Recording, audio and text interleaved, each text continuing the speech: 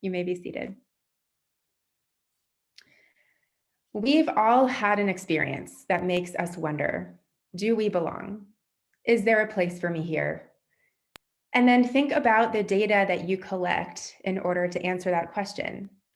Are there particular moments or emotions or even objects that help you feel like you are at home and safe in your Jewish community? Are there others that make you feel like you're an outsider?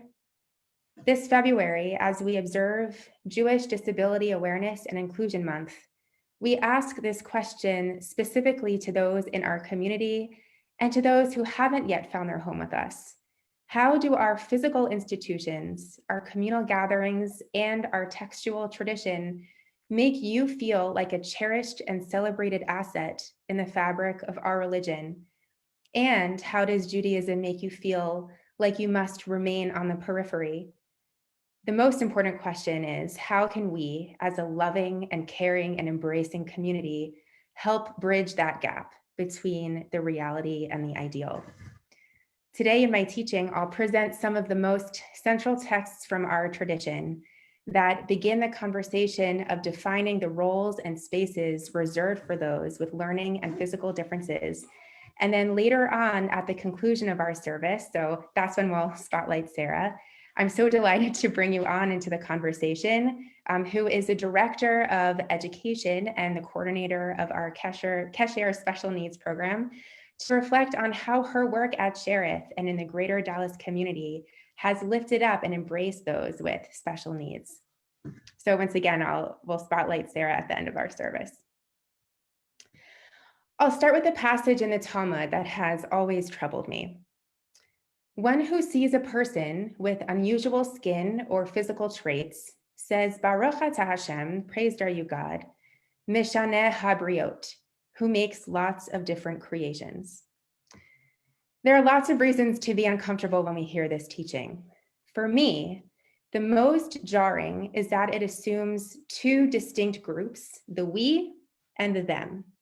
The we, the subjects, the ones who are instructed in this mitzvah, who are considered the healthy, the normative, and the them, the objects, who are somehow outside the bell curve. It is the we who are commanded to say this blessing and the them who exist as the object to give us the reason to say it. This is an abhorrent and destructive way to see our relationship toward one another. If we all believe that each and every one of us is created in God's image, that we all are exactly who we're meant to be, how on earth can we look upon others in this way? And how demeaning to be forced to see ourselves through the lens of this instruction if we share one of the characteristics that the Talmud names. Similarly, in our parsha that we read today, Tetzaveh, we learn about the ceremonies in which the priests, the Kohanim, receive their ordination and ascend to the sacred and powerful role of conduit between our people and God. But later on in the book of Leviticus, we learn no descendant of Aaron the priest with a physical defect shall be qualified to offer sacrifices to God. So imagine that you were born into a priestly family with no land or possessions of your own, because your entire heart, soul, and body all belong to God and the people Israel for holy service. You watch your grandfather and your father and your older brothers work tirelessly, filled with devotion and piety, guiding your people through moments of fear and joy and absolution, until finally it's your turn to take your place at the altar, to don your vestments and jeweled breastplate, to be anointed with oil and splattered with blood.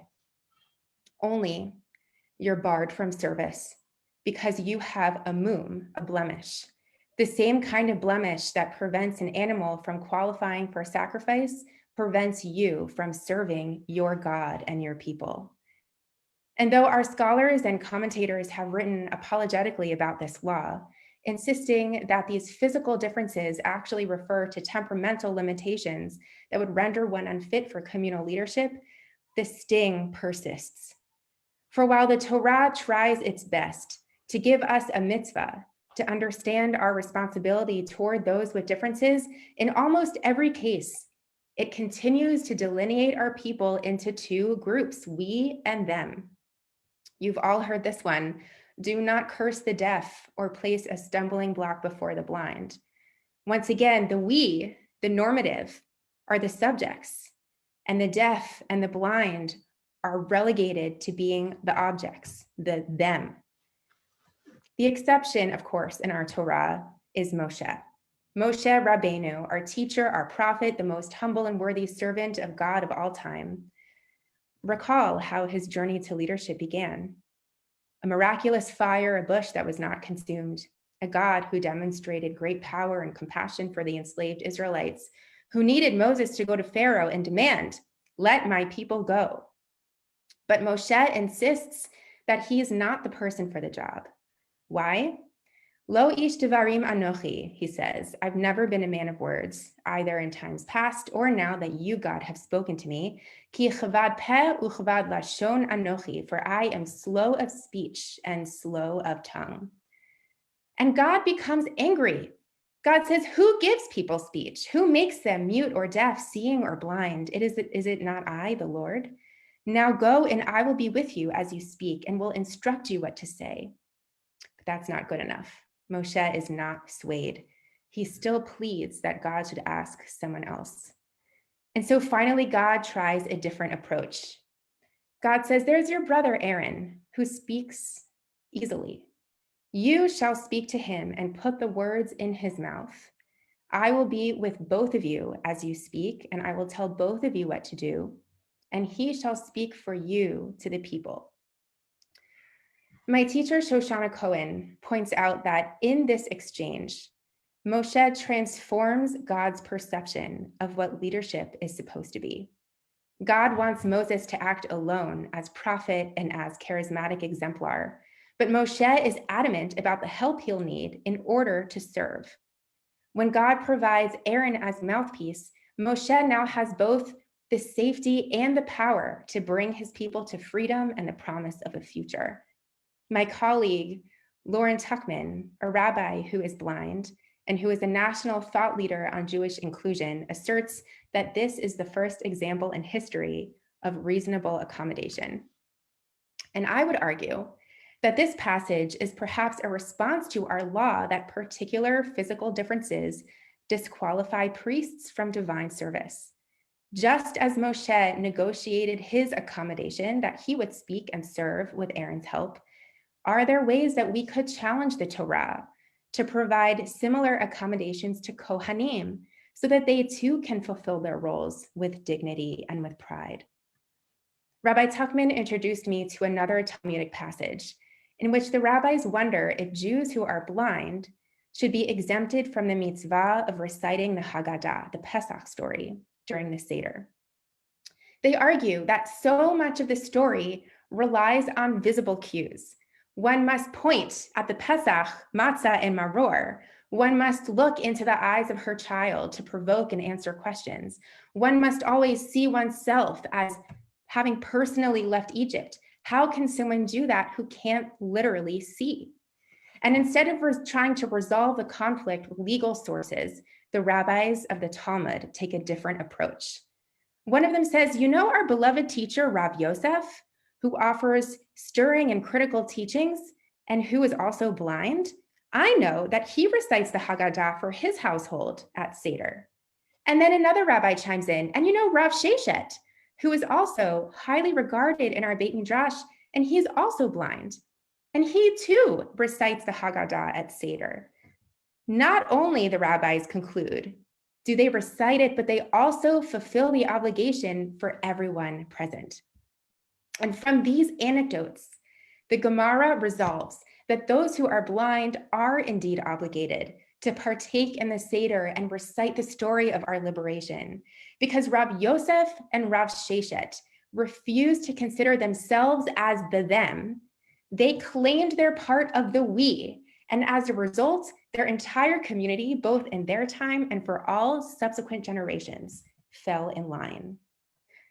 I'll bring you one last story from the Talmud, in which you can feel the rabbis wrestling with their prejudices of the past, hoping to build a future world of understanding and compassion. Rabbi Yehuda Hanasi and Rabbi Chia were walking along the road. When they arrived at the city, they asked, "Is there a Torah scholar here whom we can greet?" And the people of the city said, there is, but he's blind. So Rabbi Chia says to Rabbi Yehuda, "You know what? You stay here. You shouldn't demean your dignified status. I'll go and give both of our regards." But Rabbi Yehuda Hanasi insisted on going too. So they both went to greet the blind scholar. On their way out, he said to them, "You greeted one who is seen and does not see. Therefore, may you be worthy to greet the one who sees and is not seen."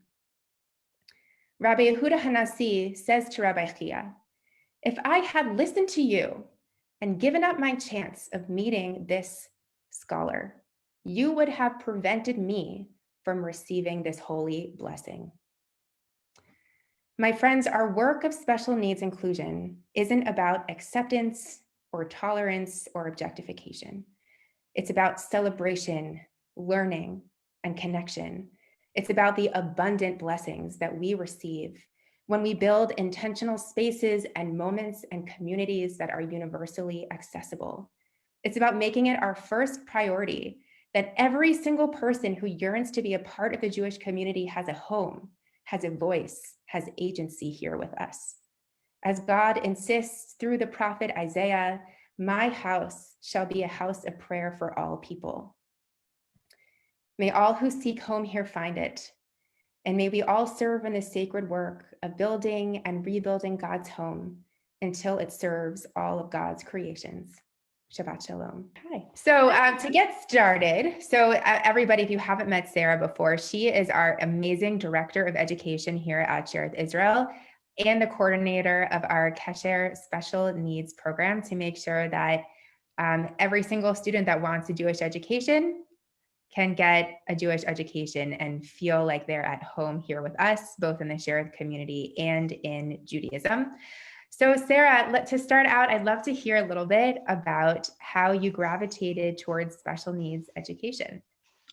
Yeah, so it actually started when I was in high school. I was volunteering at a JCC pool party for families with a child or children with special needs, and I was paired up with a 5-year-old boy to be his buddy.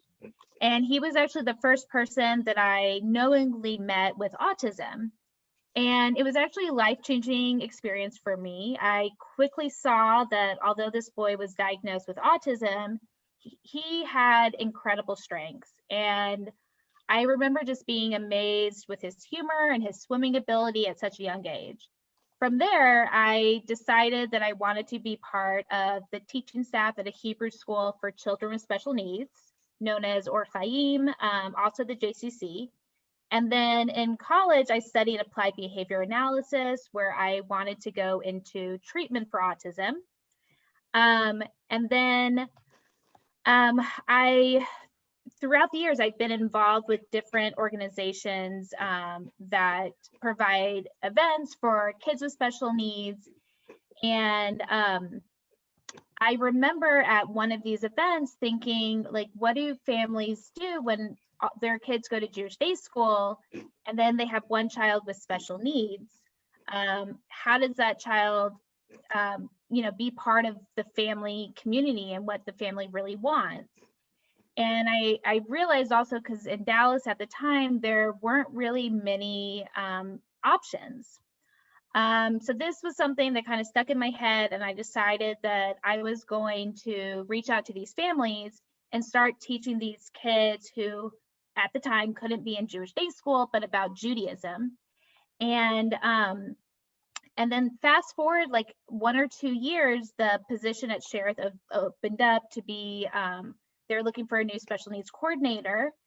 And I had some people reach out to me and saying, you should apply.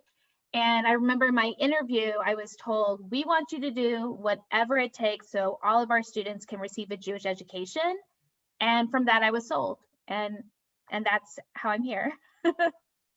That's beautiful. And of course, since you came aboard as the coordinator for our special needs program, you've since also ascended to be the leader of our whole religious school. So how has the culture in the religious school changed about special needs inclusion, and how have you been able to serve particular kids and their families since your arrival at Shearith? That's a great, excuse me, that's a great question. So the school culture, especially amongst the parents, was a big change. When I first arrived, there was a huge lack in parental communication to the school if their student had a diagnosis or some kind of special need, which I was wondering, why are they hiding this? Like, why can't we know more and create this beautiful partnership? But it didn't take too long. Like, once I stepped into the position of running the school and intertwining our special needs program, that our parents did start to disclose these things about their child, where even the other day now, I mean, I'm receiving psychological evaluations and they're totally upfront and they're telling me as much information as possible.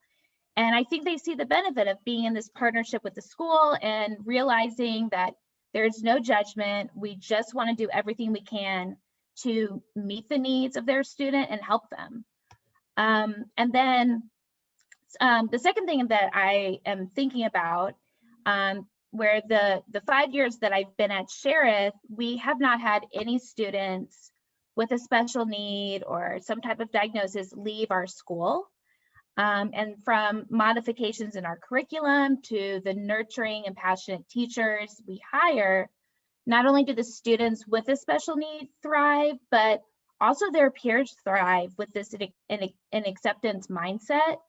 And just there's this text in Proverbs that like constantly speaks to me, where it says, teach a child according to his way. And this is exactly what I think about all the time. And I make sure in our professional development with our teachers that this is something they are also constantly focusing on. And one of the things I'm always saying is, let's see where the student is at and go from there. And if the student isn't understanding or retaining information, then it's really up to us as educators to go back to the drawing board and pursue different paths for teaching the student in ways they learn best. And just a couple other things that we are also doing just off the top of my head at school is we do provide one-on-one Hebrew tutoring to all the students in 3rd through 6th grade. So it's not like anybody is being, oh, like there's just one kid who's getting tutoring, like maybe that child is below average or above average. It's all mixed in. So no one, no one's self-esteem is, getting lower. We also provide fidgets in every classroom. Some students need something to keep their hands busy while learning, and some students don't. So we just try to create a space where everyone can feel comfortable. That's beautiful, Sarah. You just shared so much Torah, so much Torah that goes into the vision that you have, not just as a director of education, but as somebody that wants every single person, every single family to feel embraced by our program. The fact that the trust that you've been able to build with parents, that you spoke about parents disclosing all the information that they might need, that they might think is helpful about, elevating their kids and helping their kids feel comfortable here. The fact that they trust you to enter into that partnership with them shows that you've made so many strides, to show them that you are just going to hold them and embrace them. And it's so beautiful. I know that we work a lot with Chai House. Can you tell us a little bit about why you chose to deepen that relationship in the context of the religious school? Yes. So one of the other things I'm also involved with is Jewish Family Services Special Needs Partnership. I serve on their advisory board, which gives me a lot of access to useful information across Dallas. And, one of the things that Dallas has been great about is there are so many programs for children with special needs and even, much more funding. And I wanted to hit on an audience that doesn't get as much, doesn't get as much programming. So I've created this partnership with Chai House. So Chai is basically we're adults with special needs. They live in 8 different homes. There's about 40 residents with 24-hour care. They also all have jobs, and there's different like social programming they're a part of. And so we've really dived in to create a partnership with them, and we invite them to all of our holiday programming, and also pair up our students, our older students, to kind of be their buddy. And it's really amazing to see the impact that this has on our students. I mean, as well as the residents. The residents love it. We've been doing this for several years, so they feel very comfortable at Shearith. We get a huge turnout. And but our students, they also quickly realize that just having this simple conversation with these adults, there's something beautiful inside each and every one of them, regardless of whatever sort of difference they may have. And it really has paved a new insight for our students. They are much more inclusive, much more accepting, and they just sort of get it. We've even had kids focus their B'nai Mitzvah projects doing something with Chai. And one of the other things that we do at Shearith with Chai is a few years ago, I decided let's create a party, so to speak, to celebrate people of all needs. And I got this idea from different events I've been to, where there's always like this quiet room set off to the side of an event for people to go to if the event is too overstimulating. So I thought, well, why don't we just have that room be the party where it's not overstimulating? And so we've been doing this for a few years. When we first started, it was just us, but now we've partnered.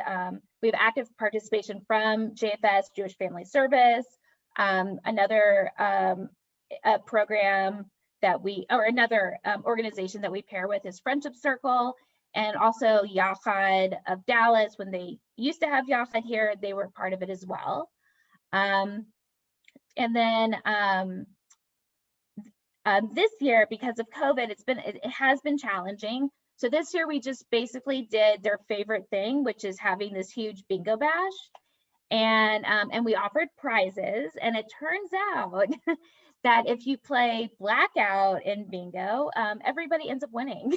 So we have lots of prizes to give out to all of the residents, which is really nice. It's a really amazing opportunity for us. That's so beautiful. I love these environments of caring and love that you've been able to create. And it sounds like both the residents of Chai House and our students at WFRS are really touched by these encounters that you've been able to build. So you mentioned JFS and the Special Needs Partnership. I know that you've also recently been promoted a little bit in your volunteer work there at JFS.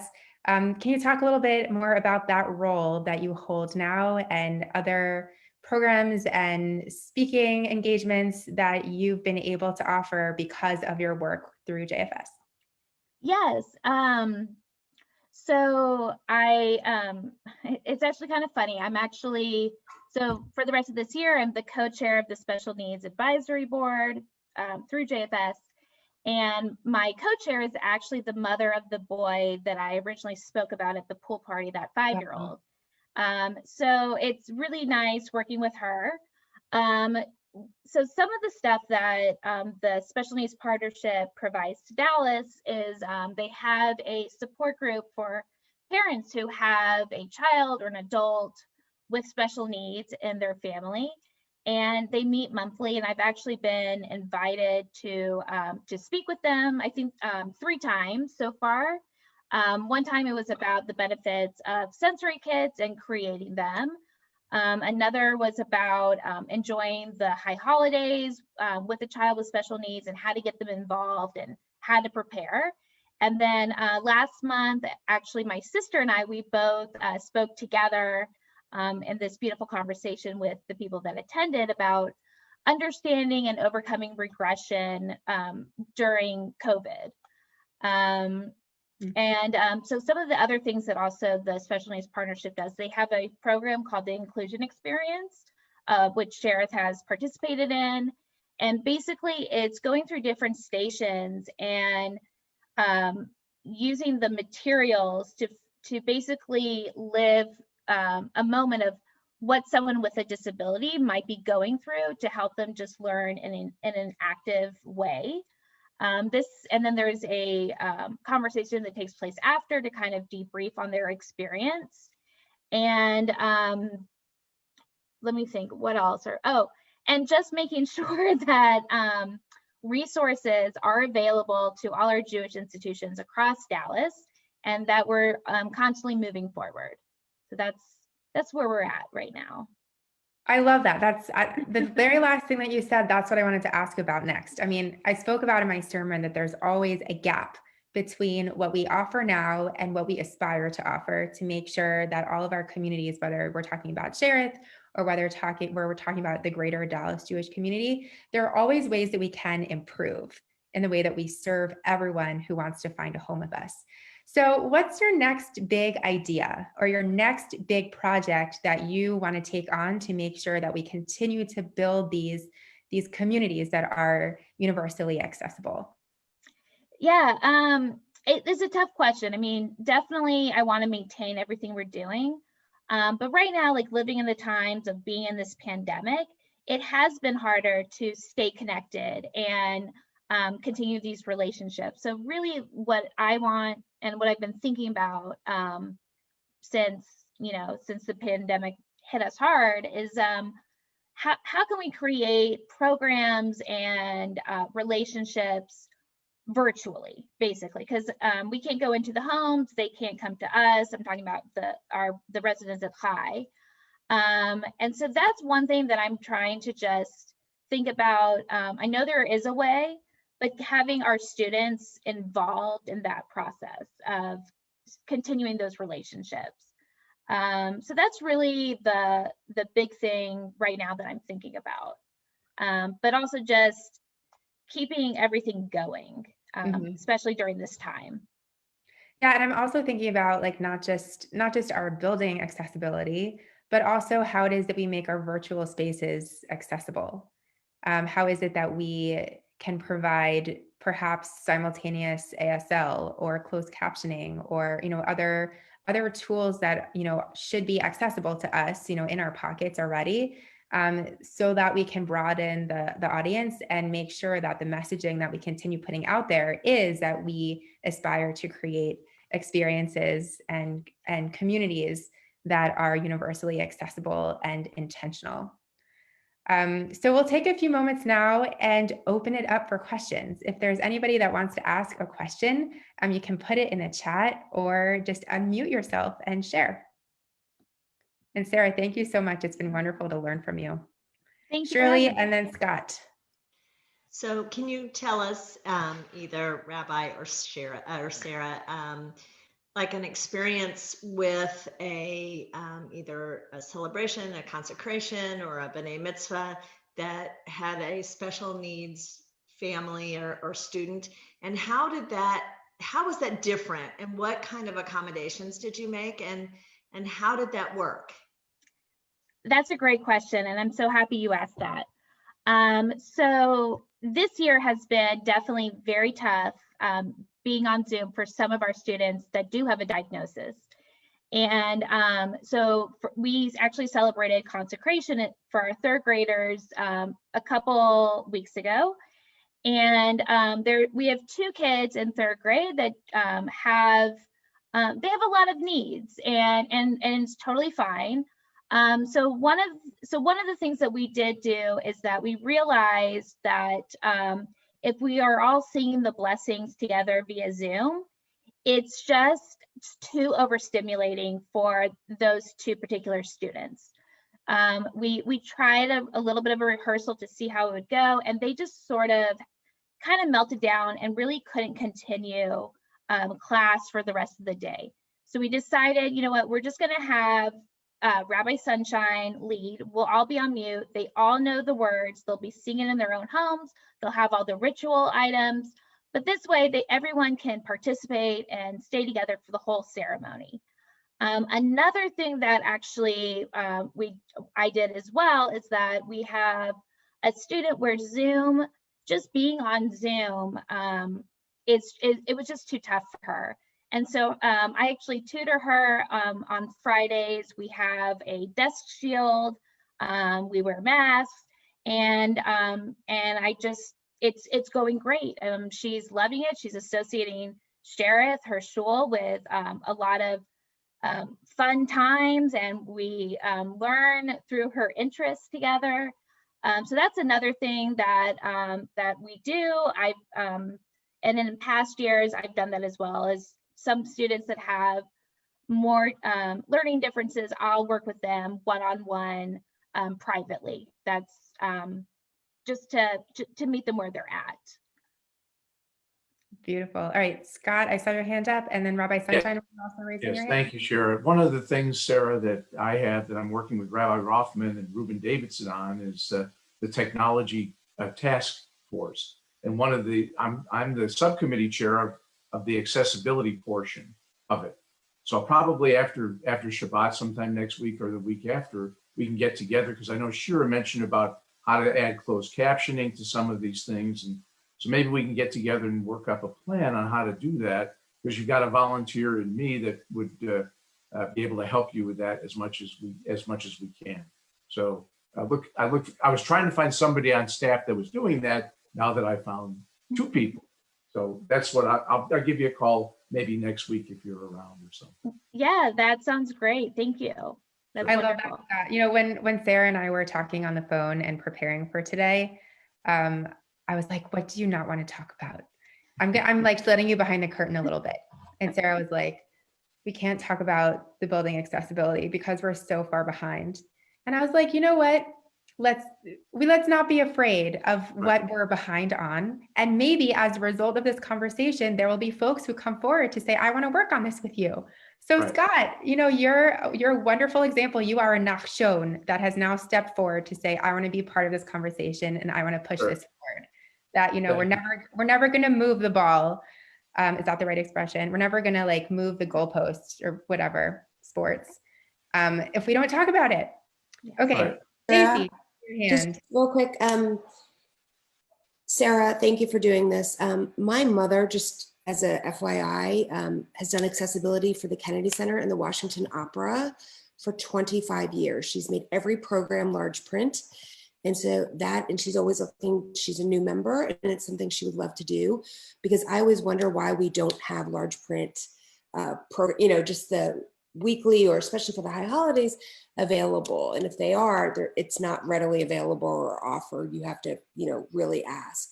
So along with Scott, I'm volunteering my mother and to help with that.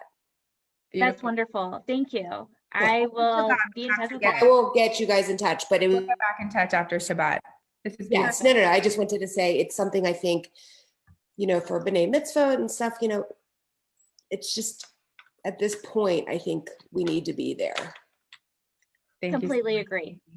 Thank you, Stacey. Thank you for doing this. Yeah. All right, we'll take one or two more questions. Rabbi I will. Sunshine.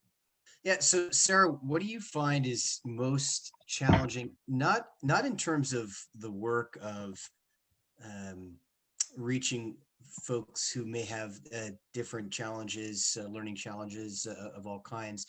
What is most challenging to you in the work of communicating with folks to help them understand that this is important? In other words, everyone who in their own mind at the very least says, I don't have any special needs, right? So why are we putting all this? Why do we put time? Why do we put resources? Why do we divert attention from the rest of the group? I'm just coming up with some obvious sort of examples. What do you find are some of the most challenging objections to navigate and how would you respond to them, right? A couple examples. I mean, obviously we could talk about this for a while, but how do you communicate with someone and tell them, here's why this issue is so important? That's a great question. Well, thankfully no one is objecting to this work, which I'm really grateful for. We do have actually, like in the school, we have a fair amount, I would say, about 25, 27 students that do have some sort of need. And so the buy-in from these families, it's pretty huge. And knowing our acceptance, if I ever had a family say to me, like, I don't, that kid is weird, I don't want my kid around it, I would honestly just respond and say, yes, you do. You want to be in that class with that particular student, because the benefits of sensitivity and learning how to accept someone else and going out of your way to make sure they're included is huge. And there's actually, a lot of people in this community that have approached me, and they do appreciate what we're doing. I haven't had any objection at all to moving in this direction. So the challenges that are there are ones that I feel like everyone is experiencing, as far as keeping focus when we're learning on Zoom, or or even when we're in the classroom, just making sure that everybody has a friend. And those are things that I talk a lot about with the teachers. So I don't know if I'm answering your question correctly, but thankfully the people are really open to this.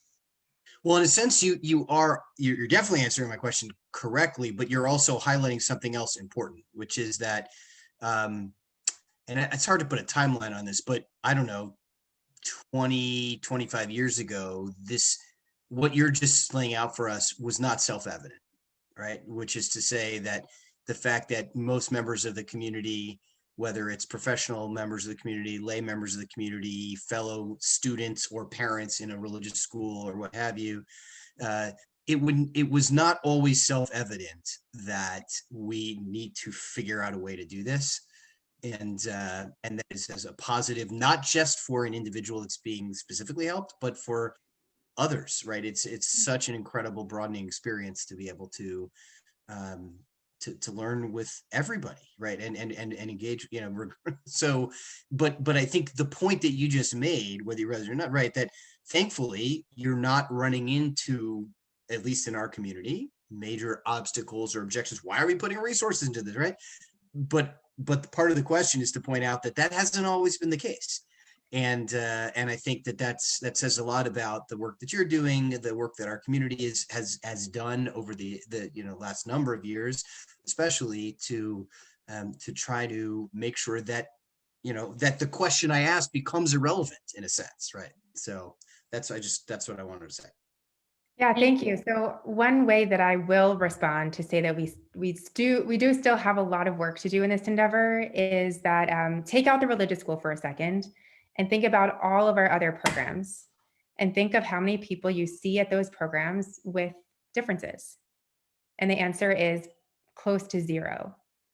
So while Sarah has done so much work to open up our religious school and make sure every single kid with every single kind of need can be served and can be embraced, we do still have a lot of work to do to make sure all of our other spaces and programs reflect this vision. And then we have to communicate out, to all of the demographics, to all of the populations around Dallas and the greater Jewish community, that we are interested in bringing them into our spaces and putting them at the center of our spaces. So until our population in all of our different spaces reflects the vision of the community that we aspire to, we still have a lot of work to do. And I know that Sarah will help partner with you guys and help lead the way in that endeavor. So if there aren't any more, is there one more question perhaps?